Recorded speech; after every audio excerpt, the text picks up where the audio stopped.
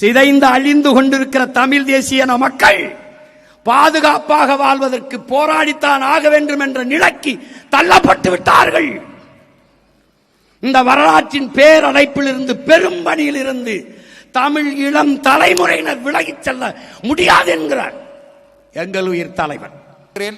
அது டிஎம்கே கட்சியாக இருக்கட்டும், ஏடிஎம்கே கட்சியாக இருக்கட்டும், அல்லது எங்களுடைய தேசிய தலைவருடைய பேரை இன்று வரை தமிழ்நாட்டிலும் சர்வதேச உலகெங்குமிலே விற்கின்ற நாம் தமிழர் கட்சி தலைவர் சீமானாக இருக்கட்டும், நாங்கள் இழந்திருக்கிறோம், நாங்கள் கொலை செய்யப்பட்டிருக்கிறோம், புதைக்கப்பட்டிருக்கிறோம், நாங்கள் கற்பழிக்கப்பட்டிருக்கிறோம், சிதைக்கப்பட்டிருக்கிறோம், தமிழ் அழிக்கப்பட்டிருக்கிறது.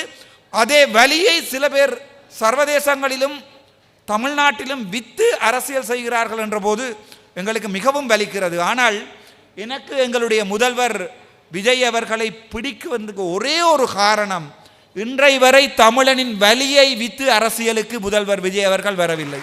தமிழனுடைய வலியை வித்து, தமிழனுடைய வலியிலே